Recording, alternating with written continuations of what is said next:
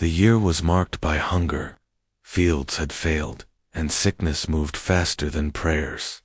When the king's soldiers came, they did not knock. They tore through the hamlets like fire through dry wheat. They spoke of quarantine and plague, but what they wanted were bodies, young, clean, and useful. Those who resisted were dragged out. Those who wept were silenced. She had no name worth recording. She was the youngest of 5, born during a hard frost, and her mother had buried 2 sons already. When the soldiers found her hiding beneath the thatch, they paused. Not because she was special, she was thin, pale, and dirt-streaked, but because their captain stared longer than necessary. "Bring her," he said. "The king might like this one." The journey was brutal. Cold wind, tied wrists, horses that never slowed for the small feet, forced to follow. Alongside her, others coughed and bled from their noses. One boy died in the night and was left by the road. No one spoke his name again. The castle loomed like a stone god. Walls taller than trees, dark flags snapping in winter air. Inside, she was separated, bathed in sour wine and scrubbed raw by silent women with missing fingers. They cut her hair, scraped her teeth, and stared at her face as if trying to read it. A monk was called. He stood close and smelled of old incense and rot. He held a faded portrait up to her cheek and nodded once. In the court, the king watched from behind a thin veil of smoke. He looked older than she expected, hair graying at the temples, eyes empty but restless. Beside him stood a woman dressed in silver who never blinked. "She's near perfect," she said. "More than the last one." The girl was renamed. Not asked, not told. The priest wrote it in ink that bled into the parchment. Isolda. The name belonged to someone else, a queen long dead, whose memory clung to the walls like mold. The real Isolda had died in childbirth 2 years prior, taking with her the only heir the king had claimed. The body of that child was never displayed. Whispers said it had been born wrong, twisted. Some said divine punishment. Others said the blood was too close. Isolda was both wife and cousin. She was made to sleep in the old queen's chamber. Everything smelled of lavender and stone. The sheets were too soft, the silence too thick. A maid brushed her hair and hummed a lullaby that wasn't hers. Mirrors were brought in polished copper, no glass. They told her to smile. Like the queen, they said. She always smiled. She asked, once, what her new name meant.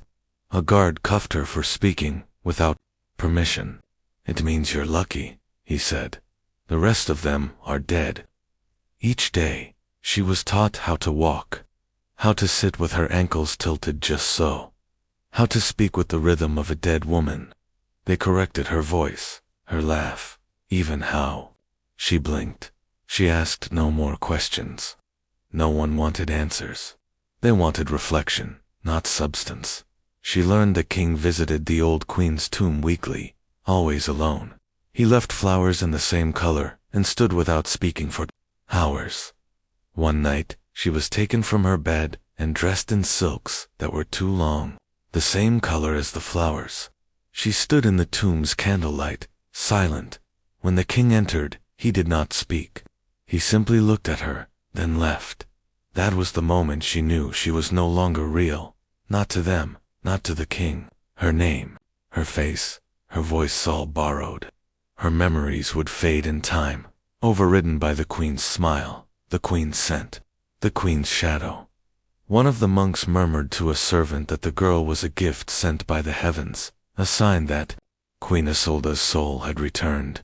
He quoted scripture about rebirth and likeness, about the body being a vessel for divine repetition. Others nodded, too afraid to disagree. A superstition spread through the halls, that she could not be touched without consequence, that her pain was the queen's pain. Some bowed to her in the corridors. Others avoided her gaze, fearing possession. No one called her girl, only Isolda. On the first day of spring, she bled for the first time. The maids gasped. The court seer was summoned. He declared the prophecy complete. A girl born of dirt now bore royal blood. It was nonsense, but they believed it. They wanted to believe it. She sat in front of the copper mirror that night and stared. She tried to remember her old face, sunburned, bruised, real, but all she saw was the queen, smiling back. Not a reflection, but a replacement. She whispered her real name once, just to hear it. The walls didn't echo. The name disappeared like breath in frost. She rose with the bell. Not from sleep, had long become fractured and thin, but from habit. The chambermaids whispered prayers as they dressed her. Wool undergarments, linen shift, tight bodice. The outer dress weighed as much as she did.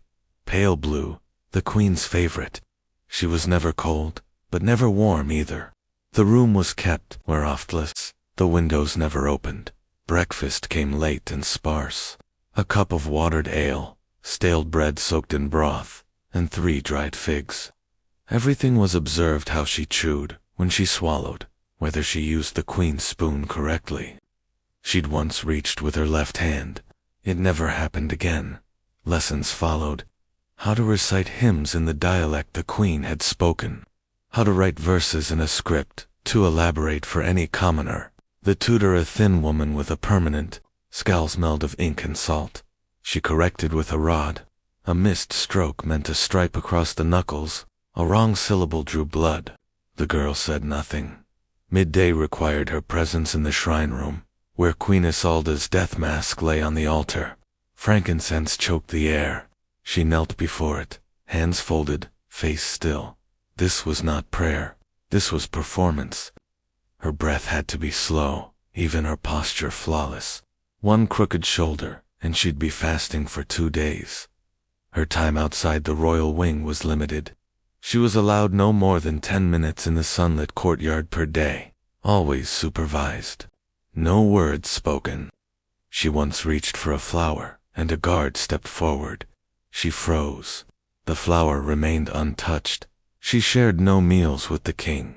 He had grown more reclusive. Sometimes he stared at her from across a hall or doorway.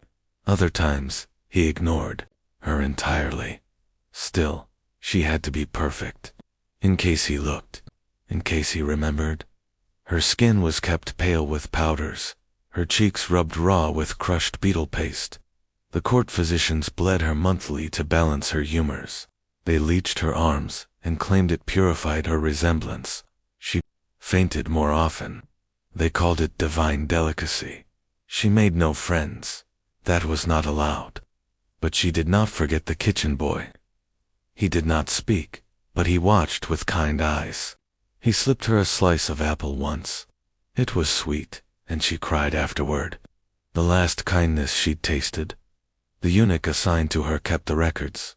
He limped from an old injury and had only one eye, but his hands were quick. He taught her how to sew in silence, how to read by candlelight when the maids were gone. He warned her with glances when danger crept near.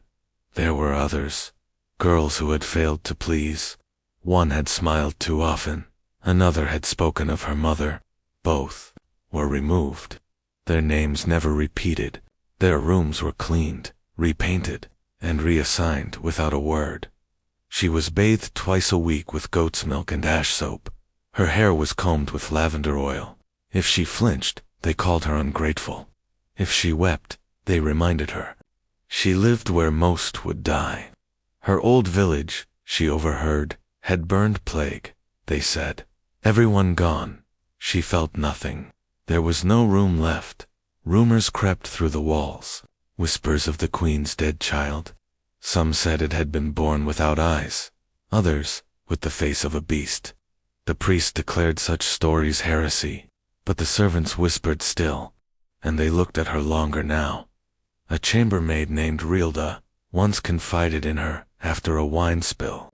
They say the queen was cursed, she said. Marrying blood to blood invites demons. The girl listened and nodded. That night, Rilda was gone. The wine stain scrubbed clean. She learned to walk on marble without sound, to smile without warmth, to keep her hands still even when terrified. They said the queen had been calm in every storm. So she became the sea, quiet and vast, holding tempests deep beneath. The library was forbidden. So was the garden maze. The chapel was permitted only during feasts. She sat in a front pew, head bowed, listening to sermons about obedience and sacrifice. The priest looked at her often. She never looked back. Once a month, she was summoned to the astrologer's tower. He examined her fingers, her teeth, her hairline. He charted stars, weighed bones, and muttered verses in Latin. He declared her auspicious. The heavens, he claimed, had given the queen another chance. At night, she talked to her reflection. It didn't speak back, but it watched. She practiced smiling with her mouth closed. The queen never showed her teeth. She practiced stillness. The queen never fidgeted. She practiced forgetting. That came naturally now. The mute boy began to cough. His ribs stuck out like sticks. No one helped. He vanished after a week. She found the apple peel he'd given her tucked in the seam of her mattress. She kept it. The eunuch warned her not to falter. They will replace you if you break, he said. You are not the first. She nodded. She understood. She would not break. Not yet. The king did not touch her, but he watched more often.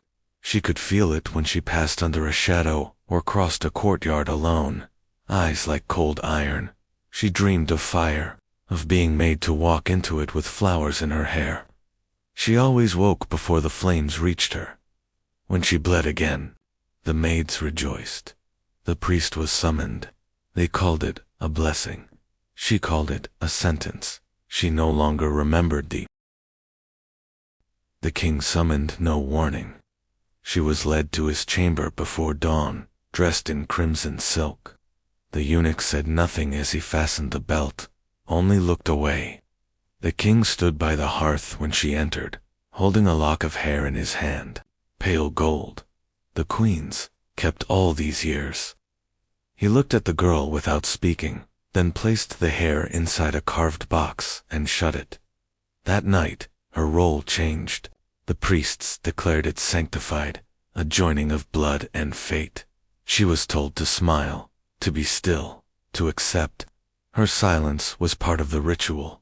There were no words after, just robes discarded, incense burned, and the sound of the door closing. Behind her, in the weeks that followed, the castle's tone shifted. Servants moved quicker.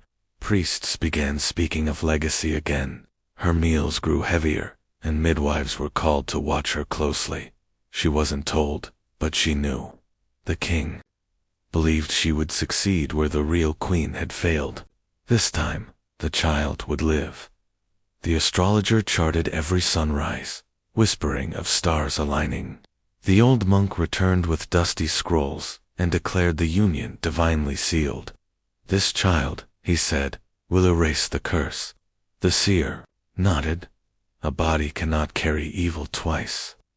The girl sat silently as they spoke, their words treating her like a vessel, not a person. Her reflection betrayed her.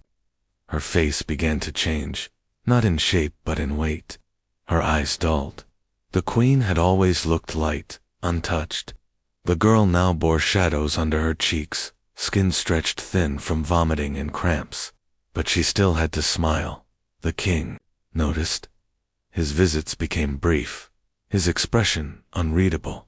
Once, he touched her face and said, "You're fading." She did not respond. He didn't return for weeks. Rumors returned. A coughing fit in the lower kitchens. A guard found dead in his sleep. The court physician claimed it was seasonal rot, but no one believed him. Doors were locked tighter. Meals served behind curtains. Rats poisoned with bread soaked in lye. The kitchen boy's replacement never made eye contact. The new maids whispered, lest the palace smelled of boiled vinegar and burnt rosemary. The seer walked through the halls with bells on his ankles, claiming it warded off spirits. Still, more fell ill. The eunuch coughed blood behind a curtain.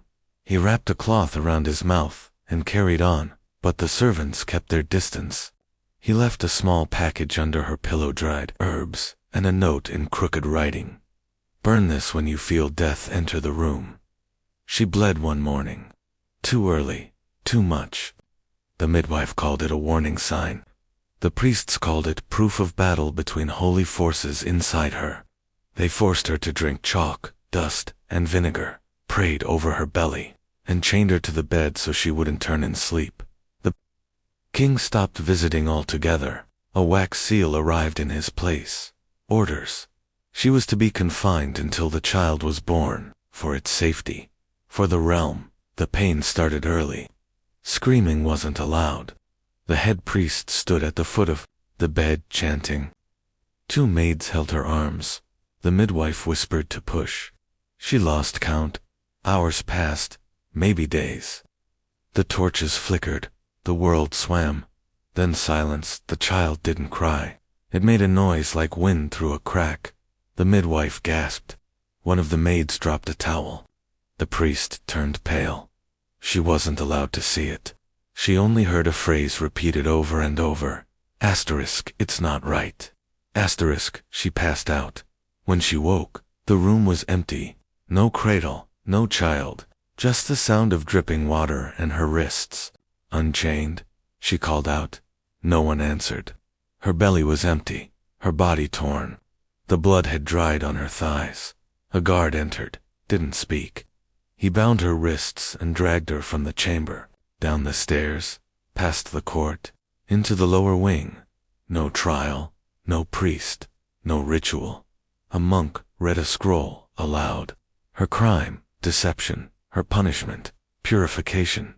They shaved her head, stripped her of the queen's silks. She was thrown into a windowless room, damp with mold and rot. Rats watched from the cracks. Her food was water and hard crusts. Her name was no longer spoken. She whispered to the stone, her real name, over and over, just to keep it alive. She scratched it into the wall with a broken spoon, 1 letter per day. The eunuch came once more, coughing blood, limping worse. He handed her a strip of parchment. Asterisk, they drowned the child in a river. The king says it was born with scales. The priest says your womb was corrupted. There will be no heir. Asterisk, that was the last she saw of him. She laughed. A dry sound, broken and brief. Then silence. Days passed, or weeks. Time no longer mattered. Her name remained on the wall, crooked and small. They didn't come back for her. No fire, no cleansing, no death sentence, just absence. She had become an echo, a thing left behind. She stopped eating. The mold grew darker. The torchlight never returned. She dreamt of open fields, but only in pieces. A face, a tree, a voice calling. She waited to be forgotten, not feared, not remembered, just erased. The dungeon door never opened again. The girl waited, counting drips of water and the scrape of rats along stone. Hunger vanished first, replaced by cold that never left her bones. The silence became louder than screams ever had. Days blended, her body thinned. The queen's face, once so carefully preserved, shrank until even she couldn't find it in her reflection. The copper mirror had not followed her into the dark dot above. Life continued. The king remarried, a noble's daughter, foreign and fertile. The court celebrated. Bells rang. Wine flowed. No one mentioned the girl in the dungeon, or the child they buried in secret. Its body never entered into the royal record. The priests called the new queen a blessing. She came with her own omens and relics. Her womb was said to carry the future of the realm. The people were told to forget past tragedies, that the sins of blood had been washed clean. The monks edited the ledgers. The last queen had died childless. The girl was never named. Beneath the castle, the girl stopped moving. Her breaths slowed. The name she had scratched into the wall began to flake with damp. Her fingers, once delicate, from noble polish, cracked and bled.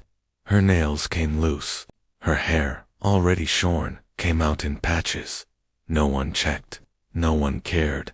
The eunuch's body was found in the stables. curled under a tarp. No ceremony, no stone, just another victim of the season's fever. His ledgers were burned, his inks, hands forgotten. The strip of parchment he gave her was never found. The apple peel she had saved had long since decayed. Upstairs, Queen Isolda's portraits were taken down, her likeness no longer useful. The walls were repainted, her personal items burned or buried. Even the statue in the chapel was removed, its face chipped away by a new artisan. The dead queen had become an embarrassment, one who had given the king no son, only rumors and shame. A new lineage began. The child born to the second queen arrived silent, blue, but was revived by a wet nurse and branded with holy oil, a boy, weak, but alive. The court rejoiced. Bells tolled for 3 days. No one remembered the firstborn. No one spoke of the scales. The girl in the dungeon did not die in one night. Her body resisted. Habit kept her heart beating. Her mouth moved sometimes, repeating the last words she remembered. Her name, a prayer, a lie. She saw no gods, no visions, just darkness. Her identity had faded before her breath did. Eventually, the rats stopped coming. The food slot was dry. The torch holders rusted. In time, she died with no witness. No scream, no sound. Just a final exhale in a forgotten cell, beneath polished stone. The room above her chamber was repurposed. Storage for ceremonial robes. A servant once claimed to hear humming through the floor. The others laughed. Ghosts didn't sing. They screamed. And this one had no voice. The river where her child had been drowned became a holy site after a monk claimed to see a light under the water. A shrine was built. Pilgrims came. Coins were left. The river's story changed. No one spoke of the body hidden beneath stones. The monks rewrote the history of the plague years. The girl's village, burned with every soul inside, was reduced to a footnote, lost to divine wrath. No mention of survivors. No mention of a child taken. No mention of the face that resembled a queen. In a library, behind a sealed wall, a ledger remained with her number, not her name. A description. Subject resembles former consort. Cleansed. Case closed. Years later, a young monk cleaning the old dungeons found the scratched name in stone. He traced the letters, puzzled. He asked no one. He copied it into his notes, unsure what it meant. He died of fever before he could ask further. The note was buried with him. The new queen bore 3 more children. 2 survived. They grew strong. The kingdom entered a season of prosperity. The king aged quickly, rarely mentioned the past. When asked about his first wife, he answered only, she was not meant for this world. The court never pressed him. Visitors passed through the halls lined with tapestries of the second queen. No remnants of the first remained. Not in story, not in art, not in prayer. She had become shadow, myth, burden. The girl who wore her face had become even less. In time, her bones decayed into the stone beneath the castle. A crack formed in the wall where her name had been. Moisture seeped. And the letters vanished, one by one. Her final proof dissolved in the damp air. No one remembered her. No statues, no pages, no mourning. Her suffering was not injustices, was design. Her death was not tragedy, was maintenance. She had been used to fill a shape that no longer fit. The castle stood tall. Flags waved. Children laughed in the courtyard. The priests gave sermons. The maids scrubbed steps. The cycle continued. Beneath it all, a body once lay.